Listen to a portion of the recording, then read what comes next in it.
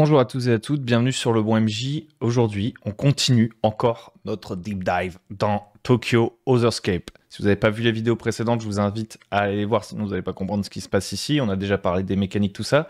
Aujourd'hui, ce qui va nous intéresser, c'est la progression de personnage. Donc, peut-être qu'avoir vu la création de personnage avant la progression de personnage, c'est pertinent. Aussi, je rappelle rapidement que les PDF qu'on regarde, les règles qu'on regarde ne sont pas les règles tout à fait définitives, même si je pense que de ce qu'on va parler aujourd'hui, il y a très peu de choses qui vont changer d'ici à la sortie du jeu qui est assez imminente. Il devrait être distribué en physique, je crois, à partir du mois de juin, et les PDF finaux sont bientôt là. Il me semble que si on précommande, on peut déjà les avoir, tout ça, mais c'est pas ça l'important. L'important, c'est de se rappeler juste que peut-être que certaines des choses dont on va parler aujourd'hui seront amenées à changer, même si je pense que fondamentalement, ce ne sera pas des gros changements. Donc on est parti tout de suite. Alors une chose qui est à noter quand même, c'est que ce système de progression, ça fait aussi vraiment partie de l'ADN du système. C'est-à-dire que je dirais que tout ce dont on a parlé avant, le système de tag, etc., bon, bah, c'est le système de résolution qui pourrait s'importer en fait assez facilement d'un jeu à l'autre. Là, il y a quand même un truc qui caractérise encore plus, je dirais, les jeux comme City of Mist, Tokyo Otherscape, Legends in the Mist, etc. C'est ce système d'évolution où, en fait, si je vous remonte vite fait, on va faire évoluer nos thèmes et notre personnage, il va avoir à la fois, c'est ça qui est intéressant, une progression où il devient de plus en plus fort, et il gagne de plus en plus de pouvoir à agir, à influencer les choses et à surmonter l'adversité, etc., etc.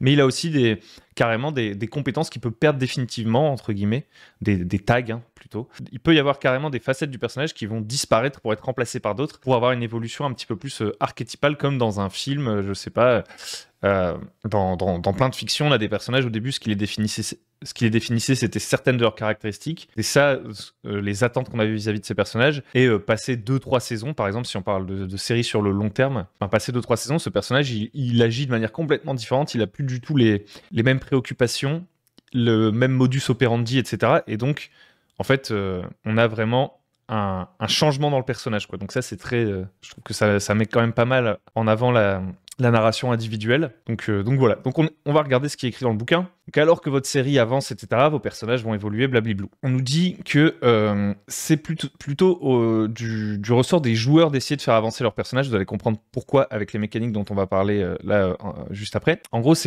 si on veut faire évoluer son personnage, il va falloir jouer ses faiblesses, il va falloir poursuivre ses motivations, ou au contraire abandonner certaines de ses motivations. C'est ça qui va faire évoluer le personnage plus que de battre des adversaires. En fait, il n'y a pas d'XP à proprement parler par l'accomplissement de certaines choses. C'est pas parce qu'on bat un ennemi que notre personnage va devenir plus fort. C'est vraiment parce qu'on affronte nos faiblesses et qu'on fait avancer nos propres objectifs. Et donc, dans ce sens, les règles d'évolution de personnage sont player-driven. Le personnage va plus ou moins, il va avoir un contrôle quand même sur sa progression en fait. Ce qui signifie d'une certaine manière, le jeu encourage le fait de jouer son personnage via sa mécanique. C'est comme ça qu'on va avoir une progression mécanique aussi. Si les joueurs ils décident de jouer justement énormément leurs faiblesses, etc., pour évoluer rapidement en fait, et qu'ils deviennent très très forts, le MJ il va corser le jeu, il va pouvoir aussi leur mettre en face de plus en plus d'adversité, etc. Donc de ce côté-là, il n'y a pas je dirais pas vraiment de souci d'équilibrage, je pense. Mais le maître de jeu va aussi avoir son rôle à jouer, c'est-à-dire que vu que c'est quand les PJ vont jouer leurs faiblesses, jouer leurs motivations, qui vont pouvoir progresser, etc. Il faut que le MJ leur crée des opportunités et peut-être qu'il leur tente des perches parce qu'au début, quand on débute, on va peut-être pas penser à tout ça. On pense pas tout de suite à la mécanique de progression de notre personnage quand on commence à jouer. Donc le MJ va devoir souligner, tu vois, là, si tu joues cette faiblesse, tu vas pouvoir gagner de l'XP, même si ça va te donner un malus à ce jet de dés, tu vas pouvoir gagner de l'XP, etc. Bon, on va avancer sur vraiment la mécanique. Donc, il y a deux types d'évolution. Il y a l'évolution avec les upgrades qui représentent une progression linéaire, une croissance linéaire. C'est-à-dire qu'on va gagner des nouveaux tags, etc. Et comme les tags, c'est ce qui nous donne nos bonus et tout, globalement, c'est ce qui va nous rendre de plus en plus forts. Donc ça, c'est la progression en mode mon personnage a de plus en plus un potentiel. Ok ? Tandis qu'il y a une autre forme de progression, le remplacement des thèmes, ici qui est plutôt une progression non linéaire en fait. Il peut y avoir des allers-retours, ça peut partir dans plein de directions.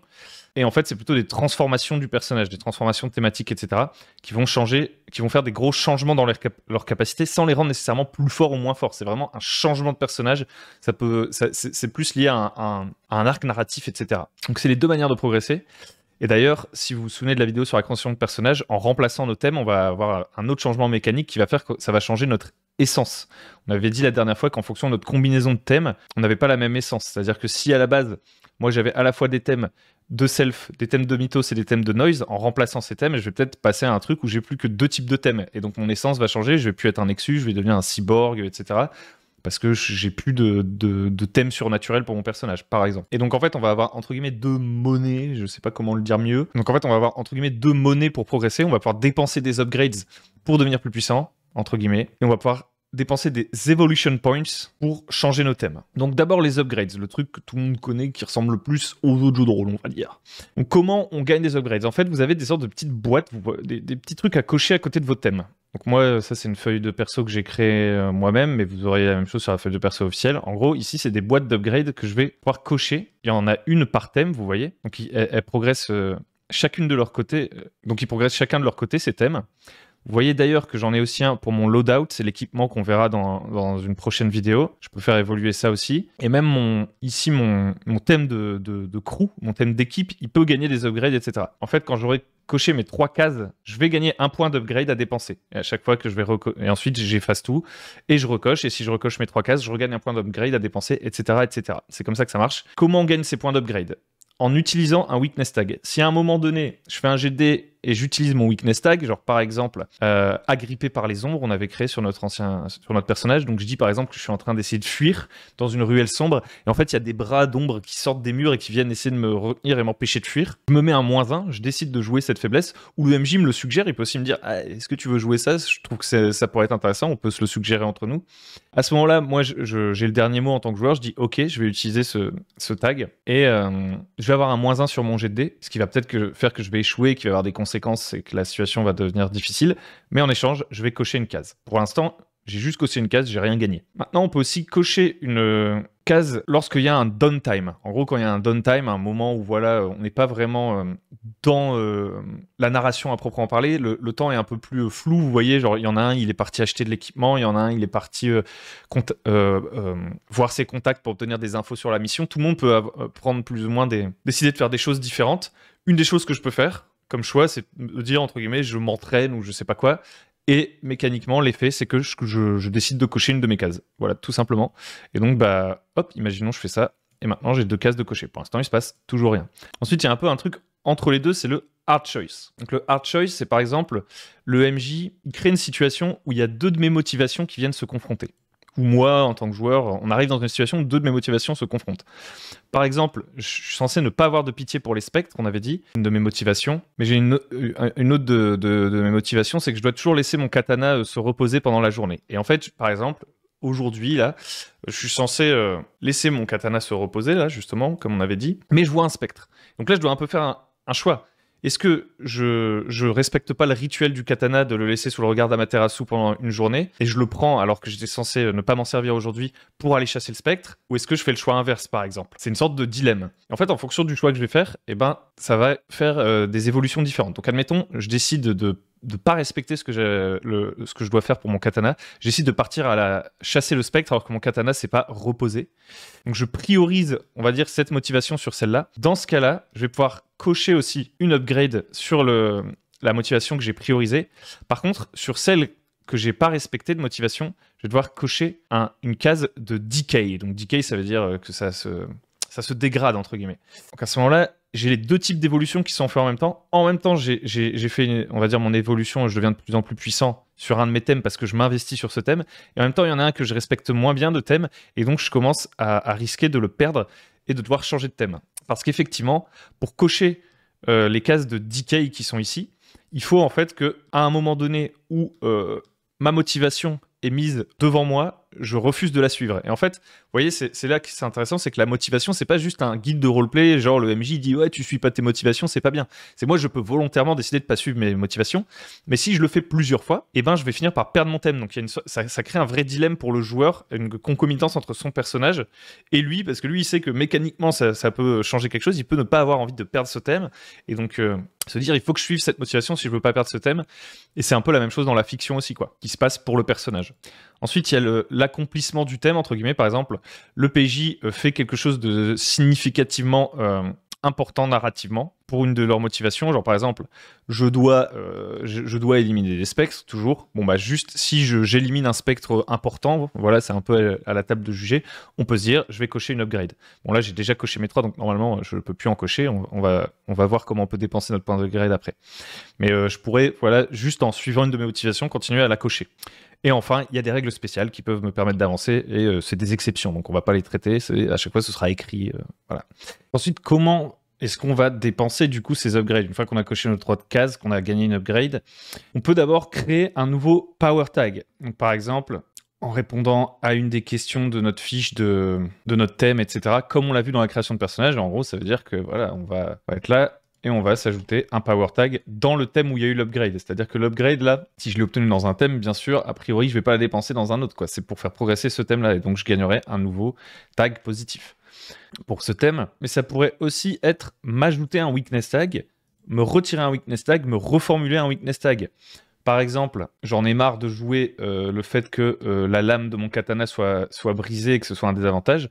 Je peux décider que maintenant, je l'ai réparé, mais du coup, comme je l'ai réparé, je suis hanté par l'ancien propriétaire de la lame. Vu qu'elle a été réparée, il s'est réveillé et il me poursuit, il veut me choper ou je sais pas quoi. Vous voyez, par exemple, ça c'est une reformulation. Je peux m'ajouter un autre weakness tag, comme ça. Ça, ce que ça va me permettre, c'est de faire progresser plus fréquemment, potentiellement, plus vite mon thème, en fait. Je peux, d'un point de vue purement mécanique, hein. Narrativement, je peux rajouter un truc, genre parce que je trouve que c'est intéressant dans la fiction. On est d'accord que cette lame, elle a 2 problèmes maintenant. Mais mécaniquement, ce serait pour qu'il progresse plus vite. Quitte à, une fois que je l'ai bien fait progresser très très vite, hop, je me retire mes weakness tags. Et du coup, si je dépense une upgrade pour m'enlever un weakness tag, bah, j'aurai moins souvent l'occasion de faire avancer, je ferai moins facilement avancer ce thème par la suite, mais d'un autre côté, j'aurai plus de problèmes. D'ailleurs, ça me fait me poser une question, je regarde vite fait. On va regarder ce qui est vraiment dit, parce que je crois que j'ai un peu survolé avant. Vous voyez, on nous dit quand même que le MJ, il peut invoquer le weakness tag. C'est pas forcément à l'initiative du PJ. C'est-à-dire que moi, en tant que MJ, je peux te dire hey, ta lame, elle est brisée, t'as -1. Et tu peux pas le refuser, a priori. Par contre, c'est plutôt au joueur, pour ce qui va être de la progression en cochant les decays, là, le fait de perdre un thème, etc., de se dire ah là, dans cette situation, je pense que j'ai un peu refusé de suivre une de mes motivations, et donc je vais cocher ma case de decay. Donc voilà. Donc, du coup, en me supprimant mes weakness tags, je me prémunis, entre guillemets, du fait que le MJ invoque mes weakness tags aussi. Ensuite, je peux aussi choisir un Sim Special. Donc c'est une sorte de capacité spéciale qui pète les règles. On en avait parlé la dernière fois, je vous remontre très rapidement ce que c'est. Ce sont ces trucs-là, là. Ce sont des règles spéciales qui viennent s'ajouter à mon thème, genre apprendre de mes erreurs une fois par session. Quand je rate un jet de dés, alors que j'essaie de faire avancer l'objectif d'un de mes thèmes, je gagne une upgrade sur ce thème. Vous voyez, c'est une règle spéciale qui vient casser la règle de base. Je peux décider de dépenser une upgrade pour avoir cette règle spéciale qui s'applique à moi. Donc ça veut dire qu'il va y avoir aussi une profondeur mécanique supplémentaire. C'est-à-dire que c'est pas juste j'ai plus de bonus, moins de malus et tout ça. C'est vraiment, je peux aussi avoir vraiment des capacités spéciales, si j'ose dire, mécaniquement parlant, quoi, qui viennent se débloquer. Donc voilà, ça c'était pour dépenser les upgrades.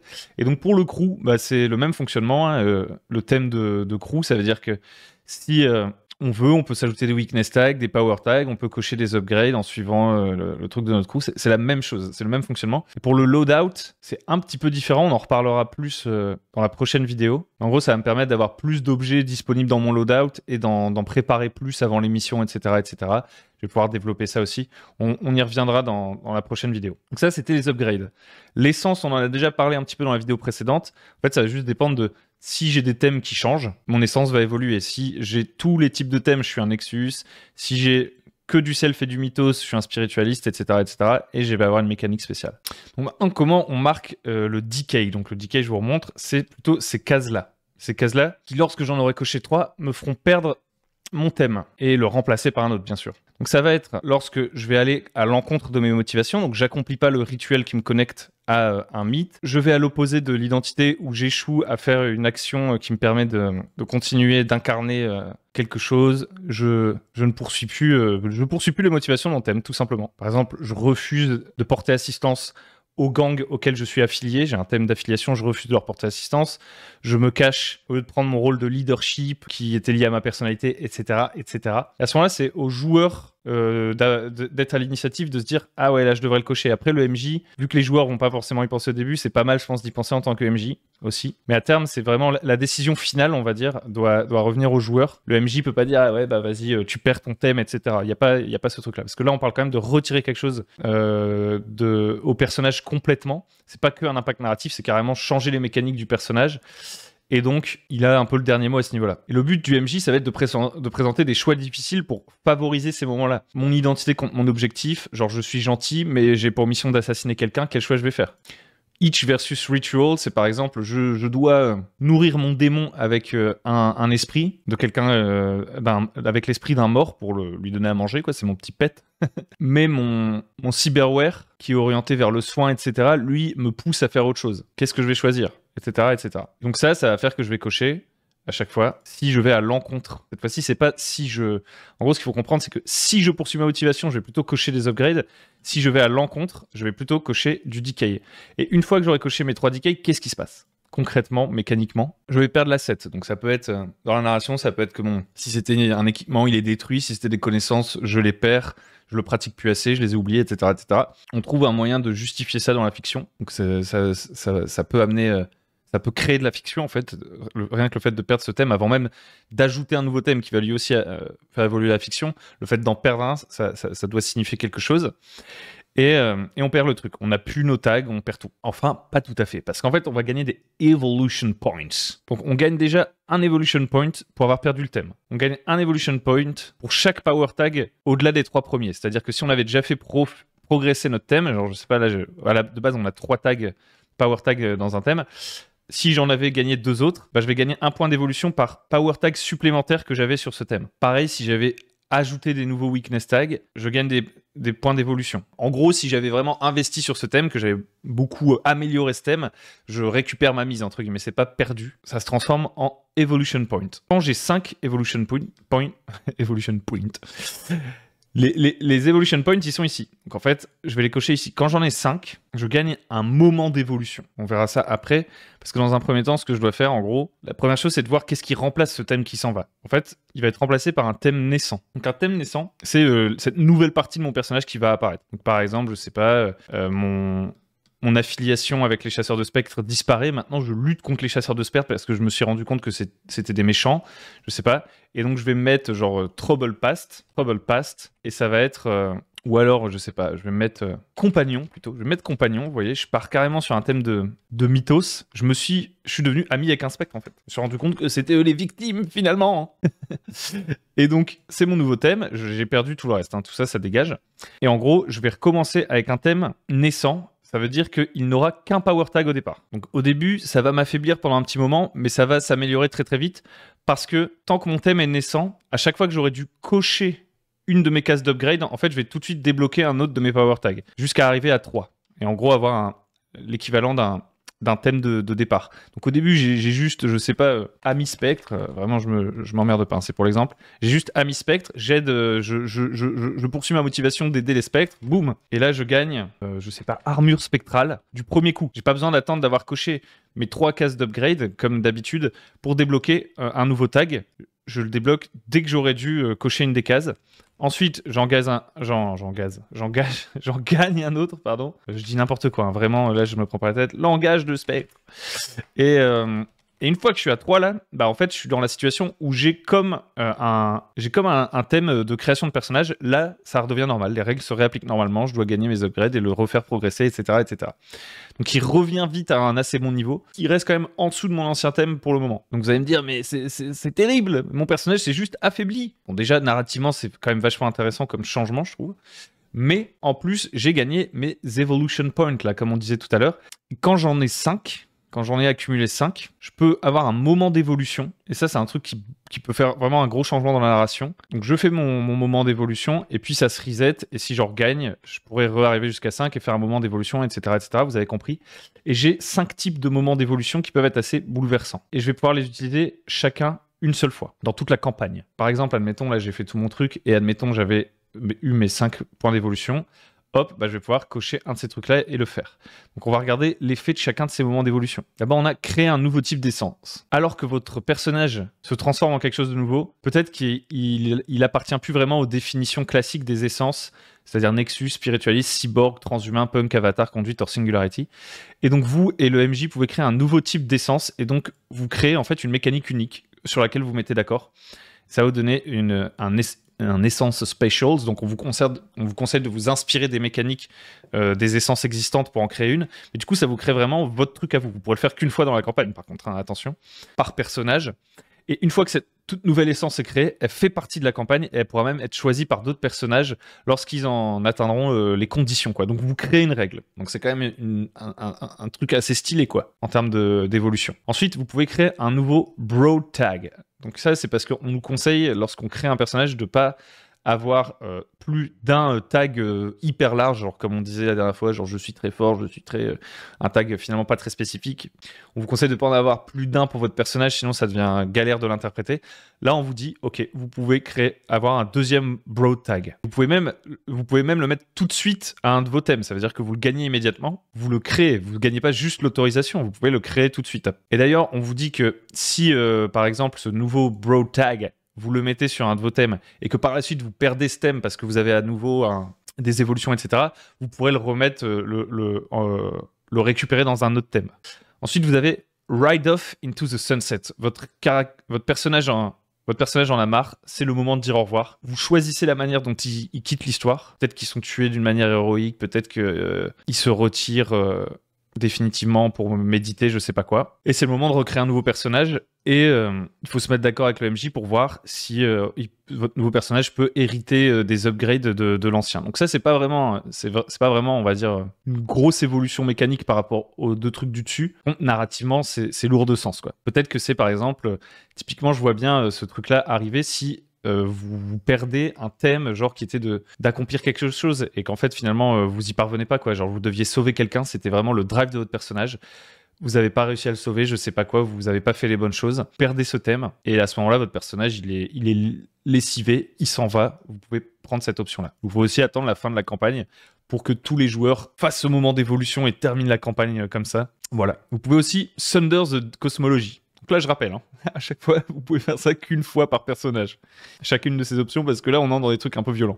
Vous faites une découverte qui change le monde ou le transforme dans d'une façon qui redéfinit plus ou moins pas mal la campagne. Par exemple, vous découvrez une vie extraterrestre, ce qui bouleverse un peu la manière dont est faite la campagne, ou une forme d'intelligence hybride alien humaine. Vous découvrez que le monde est une simulation comme dans Matrix, ou bien que les mythes sont tous des IA qui se réveillent, etc. Bon, à discuter encore une fois avec les joueurs, le groupe et tout, mais ça marque un de ces moments de changement. Je trouve que c'est un peu dangereux ce truc, et qu'ils auraient pu vraiment insister plus, si vous voulez mon avis, sur comment on va gérer ce moment-là, quoi. Parce que s'il y a juste un joueur qui dit « Ouais, en fait, je pète la cosmologie de l'univers », est un peu gênant. Donc en soi, je suis pas méga fan de ce truc, je vais vous avouer. Pour moi, bouleverser la campagne, etc., ça devrait se faire en jeu plus que simplement en dépensant des points d'évolution à un moment donné de manière mécanique. Tout le reste, je trouve que ça fait sens. Ça, je trouve que c'est... En fait, la mécanique qui permet de faire ce truc est un petit peu trop simple, je sais pas comment dire. Ça mérite une discussion avec le groupe. Enfin, vous avez un autre truc, c'est Total Reconstitution. Votre personnage cesse d'être ce qu'il était par le passé et devient quelque chose de complètement différent. Ce n'est pas un changement partiel, comme changer un thème. Tous vos thèmes sont remplacés en même temps. Peut-être qu'ils se sont fait tuer et qu'on les a ressuscités grâce à des augmentations ou je sais pas quoi. Et donc, vous pouvez complètement respec votre personnage. Vous créez 4 nouveaux thèmes et vous héritez éventuellement de vos upgrades précédentes, etc. Donc c'est vraiment des big trucs, hein, cette évolution-là. Mais je trouve que c'est intéressant parce que ça donne une autre dimension à la progression. C'est-à-dire que si à un moment donné de la campagne, on trouve que nos personnages ils sont trop forts, etc., j'en sais rien, bah, en fait, on va pouvoir un peu soit appeler Toulouse, soit le MJ va nous mettre dans des situations tellement difficiles où on va devoir faire des choix cornéliens qu'on va pouvoir renouveler l'intérêt du jeu parce que potentiellement, on va justement péter nos thèmes. On va devenir moins fort sur le moment vu qu'on va devoir recommencer avec des thèmes moins développés. Et on va aussi pouvoir rebattre complètement les cartes de la campagne, quoi. Et ça, je trouve que, notamment dans du cyberpunk, il peut y avoir vraiment des trucs comme ça. Un personnage, on croit qu'il est mort, il revient, enfin... Ça incite à ça. Donc à voir en jeu, moi honnêtement, j'ai pas joué du tout pour en arriver jusque-là et voir ce que ça fait. Je pense que ça plaira à certains, moins à d'autres, mais j'ai hâte de tester ces trucs-là. Et sinon, le système d'upgrade, vous voyez, en fait, finalement, ça par contre, c'est plutôt simple. Hein. Vraiment, je gagne des nouvelles capacités, je change mes tags et tout. Et puis, il faut se rappeler aussi d'une chose très très importante, c'est que c'est le joueur, encore une fois, qui a le dernier mot sur le decay. Donc si ça vous fait un peu peur, là, ces gros bouleversements, etc., que vous dites, ouais, les joueurs, ils pourraient mal le vivre, etc., il faut se rappeler qu'en fait, c'est plus ou moins eux qui sont à l'initiative de ça, hein, de l'utilisation de cette mécanique. Donc ils ne devraient pas la subir en soi. Et de toute façon, dans tous les cas, si vous avez, encore une fois, simplement envie à un moment donné de changer un de vos thèmes, ça ne va pas casser le jeu. En fait, il n'y a pas de notion vraiment d'équilibrage dans cette l'évolution par les thèmes. Dans l'évolution par les upgrades, il y a un peu plus une notion d'équilibrage, genre vous devez quand même jouer vos faiblesses ou poursuivre vos objectifs pour gagner vos upgrades. Donc ça crée vraiment une sorte de progression en termes de puissance. Mais le fait de balancer un de vos thèmes par la fenêtre et de le remplacer par un autre, peu importe, entre guillemets, je dirais la manière dont vous le faites, quoi. Ça va pas casser la mécanique. En tout cas, je trouve que c'est vachement intéressant, ça donne envie d'être testé. Donc voilà, grosso modo, pour la progression de personnage. Donc il y a encore d'autres petits trucs de progression de personnage. En fait, c'est difficile de faire vraiment un simple chapitrage de ça c'est la progression de personnage, ça c'est le machin et tout, parce que vous avez plein de mécaniques et d'options qui sont un peu emboîtées les unes dans les autres. Donc par exemple, je vous ai déjà commencé à vous parler du loadout dans les vidéos précédentes. Là on en a parlé un petit peu aussi parce que vous pouvez faire avancer votre thème de loadout, tout ça. C'est pareil pour la progression, il y a une autre mécanique qu'on verra peut-être dans une vidéo ultérieure qui peut être intéressante pour la progression. Je pense que là on a vu globalement, vous voyez, les règles sur lesquelles vous devriez commencer à porter votre attention au bout de une ou deux parties. Vous voyez, vous commencez à vous dire, ouais, là, on commence à avoir des upgrades, etc. Et d'ailleurs, en fait, ce que je vous conseille de toutes ces options, de tous ces trucs et tout, c'est vraiment les voir comme des outils et de les implémenter dans votre partie au fur et à mesure. Si vous parlez dès le début aux joueurs du fait que, alors que je sais pas, c'est un one shot pour tester le jeu, s'ils suivent pas leur motivation, ils vont cocher du decay, etc. Ils vont peut-être se dire, attends, oui, d'accord, oui, de quoi tu me parles, je sais même pas comment on jette les dés pour le moment. Donc cette mécanique d'évolution, je pense, vous l'ajoutez petit à petit. Moi, c'est comme ça que je l'ai ressenti là dans mes parties test. Au début, j'ai commencé simple. Puis à la deuxième partie, j'ai ajouté l'équipement. J'ai ajouté des nouvelles manières d'utiliser les tags, des règles spéciales. Et le fait de faire comme ça en allant, en proposant des options pendant la partie en disant là, si tu veux, tu pourrais utiliser cette règle dont on n'a pas encore parlé. Le joueur, il se dit ah ouais, ok, pourquoi pas. Tac, il l'utilise. Et c'est en avançant comme ça qu'on explore le système qui est quand même un peu original par rapport à d'autres trucs. Donc voilà. La prochaine fois, on parlera du loadout, donc du coup vraiment de l'équipement. Et je pense que la fois suivante, on ira sur des petites mécaniques avancées optionnelles. Et puis une fois qu'on aura fait tout ça, je pense qu'en fait, on aura fait le tour de ce qui fait l'ensemble de la structure du jeu. Tout le reste, c'est des cas particuliers, c'est des machins et tout. Et je pense qu'on aura plus intérêt à les voir dans quelque chose de moins chapitré. Genre, par exemple, je dis un truc au pif, ces 5 règles que vous aviez oubliées de Tokyo Otherscape. Vous voyez ce genre de conneries-là, c'est vraiment du petit détail qui serait trop, je pense, pour ce guide, d'exploration déjà bien en profondeur. Donc ouais, je pense qu'il y aura encore 2 vidéos à mon avis. Loadout et les petites règles spéciales en plus. Il pourrait y avoir du coup des vidéos de préparation. Il pourrait y avoir des vidéos de réponse à des questions sur des règles. Si par exemple vous en avez, si vous avez besoin d'éclaircissement, que vous comprenez pas tout ce qu'on se raconte là. Il pourrait y avoir aussi après des vidéos sur le setting. Peut-être qu'on pourrait parler des factions de l'univers Tokyo en fait à terme. Je sais pas. Il y a plein de possibilités. En tout cas, j'espère que toute cette série vous plaît. J'imagine que si vous la suivez, c'est que ça vous plaît, que vous pensez jouer au jeu. Donc vous me direz si ça vous a aidé. Je vous remercie de m'avoir écouté. N'hésitez pas à liker, à vous abonner et à venir sur Discord. Et je vous souhaite une très bonne journée. À très bientôt sur le bon MJ.